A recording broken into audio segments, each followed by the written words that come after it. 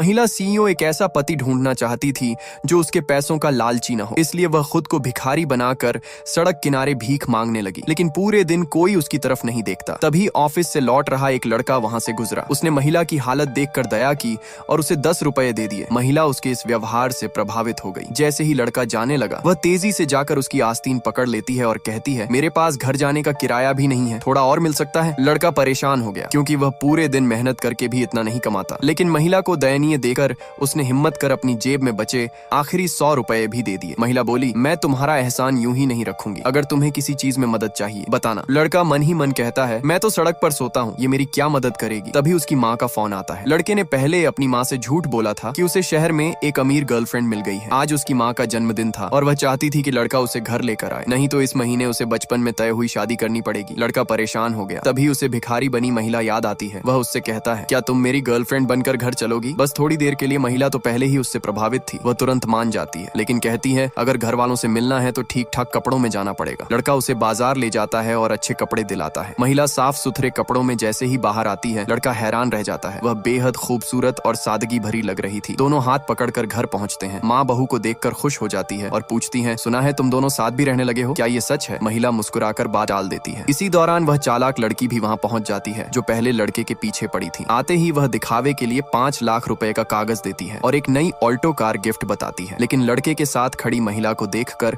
उसका मूड बदल जाता है। वह तिरस्कार से पूछती है, ये कौन है? माँ कहती है, ये मेरे बेटे की गर्लफ्रेंड है और शहर की मशहूर बड़ी बिजनेस वुमन भी है। चालाक लड़की हंसकर बोलती है, मैं तो शहर की हर बिजनेस पार्टी में जाती हूँ, इसे कभी नहीं देखा। कहीं तुम्हारी कंपनी बहुत छोटी तो नहीं? महिला शांत रहती है और कहती है, ज्यादातर बिजनेस मीटिंग मैं ही होस्ट करती हूँ, तुम कैसे नहीं देख पाई? चालाक लड़की मानने को तैयार नहीं होती। तभी गुंडों का एक झुंड घर में घुस आता है। वे कहते हैं कि उन्हें इस घर की जमीन चाहिए और वे इसे सुग्रुप नाम की बड़ी कंपनी के साथ मिलकर डेवलप करेंगे, इसलिए घर तुरंत खाली करो। माँ सुग्रुप का नाम सुनकर घबराती है और चालाक लड़की से मदद मांगती है। चालाक लड़की झूठ बोलती है, मैं सुग्रुप की ब्रांच मैनेजर हूँ, मैं बात कर लूंगी। गुंडे हंसते हैं, तुम होती कौन हो? जब गुंडे जबरदस्ती घर तोड़ने ही वाले थे, महिला आगे बढ़ती है और कहती है, मैं सुग्रुप की चेयरमैन हूँ। सब दंग रह जाते हैं। चालाक लड़की फिर ताना मारती है, सुग्रुप की चेयरमैन शहर की सबसे अमीर महिला है, तुम क्या इस गरीब लड़के को पसंद करोगी? लड़का डरता है कि कहीं वे महिला को नुकसान न पहुंचाए और उसे चुप रहने को कहता है। लेकिन महिला उसकी बात अनसुनी करके सीधे फोन उठाती है और गुंडों के बड़े सरदार को कॉल करती है, दुकुआयांग, किसी ने तुम्हें इतनी हिम्मत दी कि मेरी सास का घर तोड़ने चले आए?